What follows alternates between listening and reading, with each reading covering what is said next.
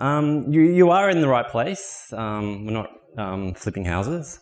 So these are actually some of my favourite TV shows that I like watching. And my girlfriend will always see me watching these, especially on a Sunday night. So these renovation shows, they all take a rundown property and then they, make it into the best property on the street.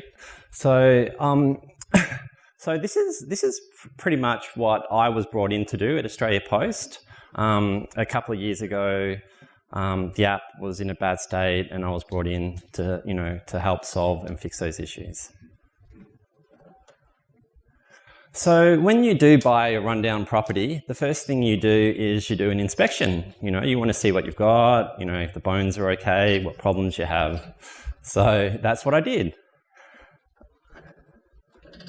So some of the initial findings were that, there was a lot of technical debt built up in the app. It was actually originally delivered by consultants, and then they left, and it wasn't being maintained. There was too many stakeholders.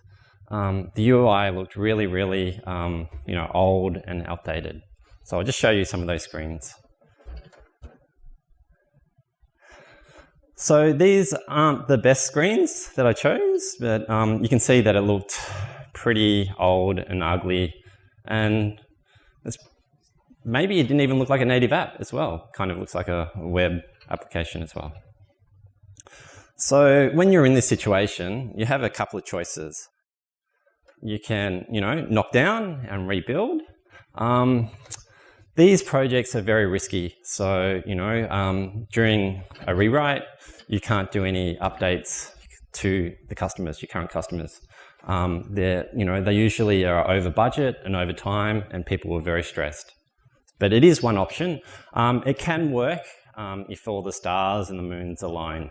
So it can work in some situations. Your other option is to iteratively renovate the place. So you can do an extension and gradually rewrite parts of the app.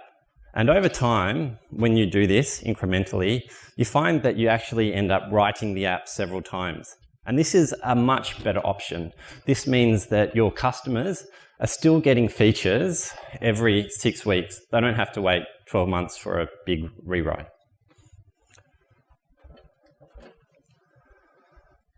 So before undertaking this task of, incrementally fixing the app, we decided to look at the app and to make sure it made sense as a native app.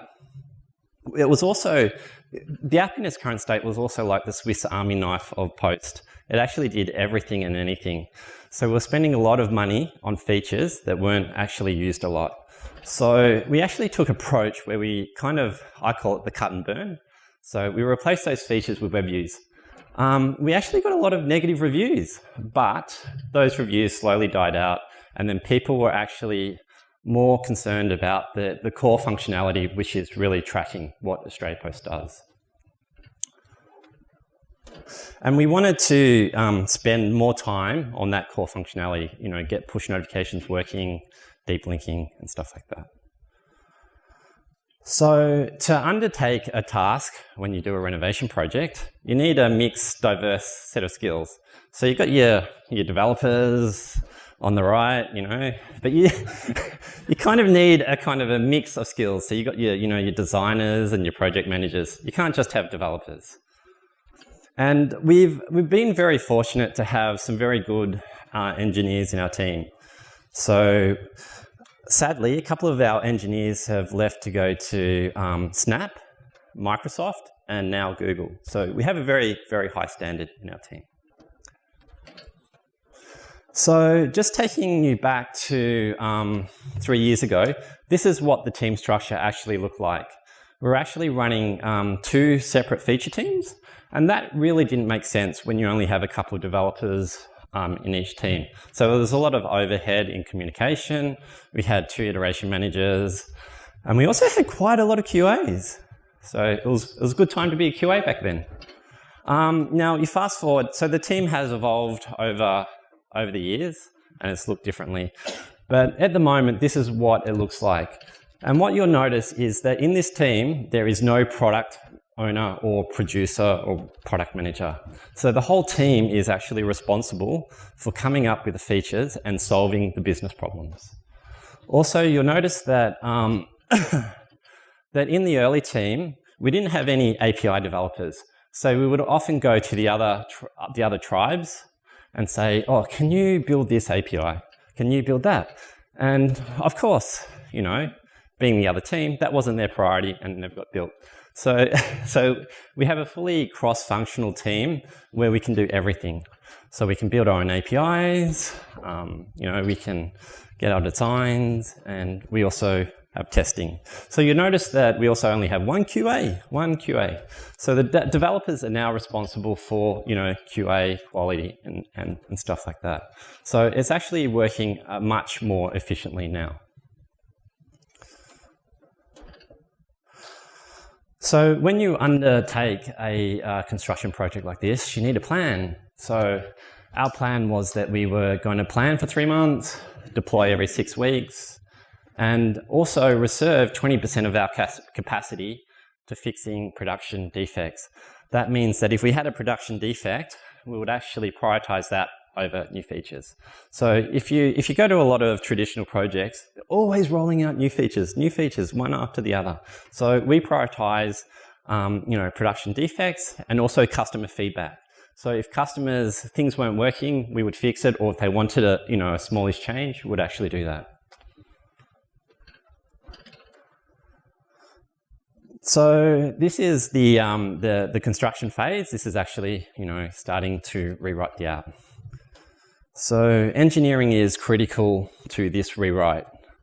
So we did a number of things. We did horizontal refactoring. So we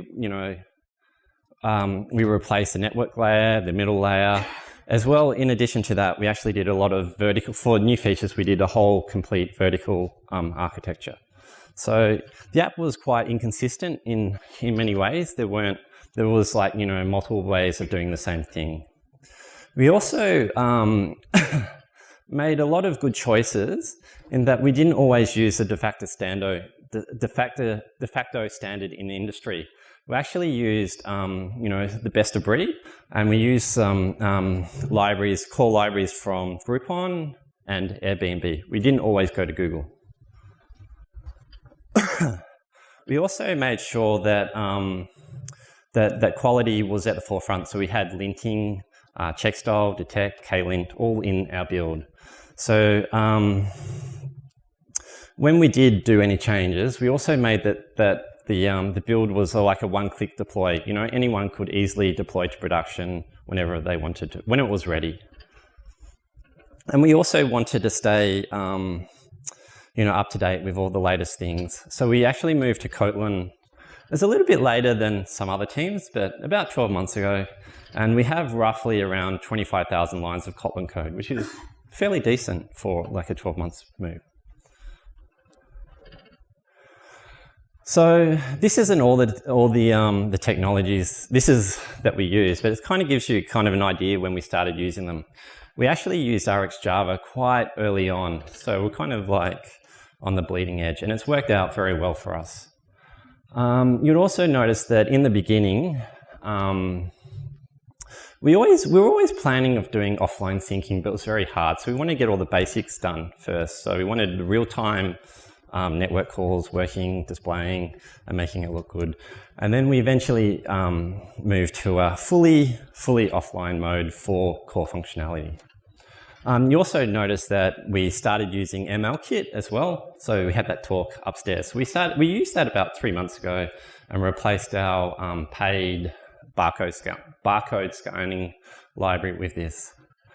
You also notice that we use Docker for our build container. So if there's a new build tools, we can, you know, build a new container in 10 minutes and we're up and running. So we've always got the latest stuff. So when you're building or rewriting software, you have to have some metrics to know that you're actually doing a good job. So before we started, we set some guidelines. We wanted our application to be 99% crash-free. We wanted at least a minimum rating of 3.5 because the rating is very important. It reflects quality and, whether, people actually like your app and are using it. For every feature that we also implement in Australia Post, we do a measure and learn. So we want to know if that feature was successful, whether we should, iterate and build upon it. Also, before we actually start building stuff, we also do user testing. So we actually have a research team that gives, 6 or 8 random people off the street, different variations to see if they're effective. And everything is measured by Adobe. So we got some customer feedback at the bottom. I've kind of deliberately left out the feedback that says, this is way better than the web. But it probably doesn't matter because all the web developers are in the other room. But we quite frequently get that the app's a lot better than the website. So, you want the end result to look something like this. You take a dump and then you turn it into a nice looking house. This is a bit more of an exaggeration, but you kind of know what I mean. So the screens are a little bit blurry, but you can see in 2014, this is what the screens look like, a bit iOS-y. In 2016, the developers actually, did their own styling and tried their best to do material design. That was actually me. And that's what it was a big improvement over what it used to be. But as you can see, once we actually had a UI designer, it looked like, a million times better. So here's some more screens that, they look really, really awful. That's all I can say without, swearing. You'll also notice that this is kind of the style that Google uses as well. Like they use a little animation that moves when you go onto the page. So once you've finished your, your renovation project, you usually have open house. So on realestate.com, they have all those nice videos where you walk through the home. So that's what I'm going to do. I'm going to show you a video of what the app actually looks like today.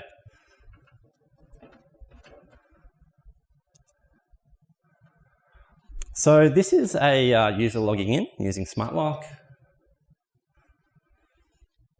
There's some pauses in the video, so it's not that slow. So you notice that there's a nice, that didn't actually work. I'll have to do it very fast. There's a nice little animation at the bottom that one of the developers actually did. That was an Easter egg, so that wasn't in the requirements. You also notice that we try to use the loading indicator at the top in favor of spinners. So here I am clicking on an item. This is actually one of the door prizes that I got delivered to a parcel locker. What you might have missed was that we also have a skeleton view when we're loading stuff. Here's another Easter egg in the app. We actually have quite a few, so download the app and you can find them all. We also redid all the maps and we made it look more Google Map-ish. So you can see that we've actually got the open hours. It's like, we're calling an API, it appears.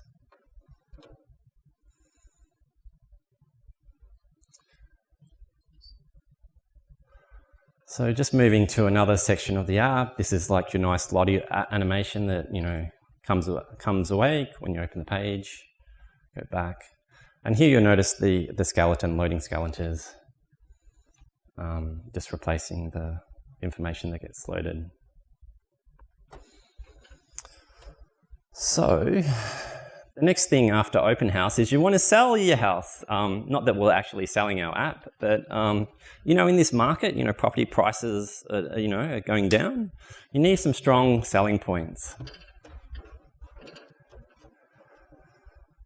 So when we actually fixed the UI navigation, we actually saw a lot of business value. So we saw a 73% increase of safe drops. That's when, a postie comes to your house, you're not home, and then they just, can leave the parcel at your front door if you've requested that. So that actually saves Australia Post a couple, dollars each delivery. So that was actually, a big business saving. We also saw the usage of parcel lockers go up almost 300%. So that also means that you have less dissatisfied customers, if you don't want to go to your post office on a Saturday morning to collect their parcels. Another interesting thing that we found was we started, once we improved the maps, we actually started getting bills from Google for the APIs.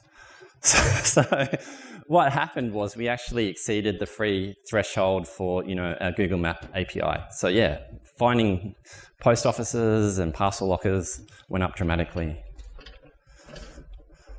So it's always good to think that you've got a good app, but how do you really know? Because we're, as I work on this team, I'm a bit biased, so you look to your customers. So our app has dramatically improved. It's gone from 2.7 to 4.3. It's almost ticking over to 4.4, which is a pretty good achievement.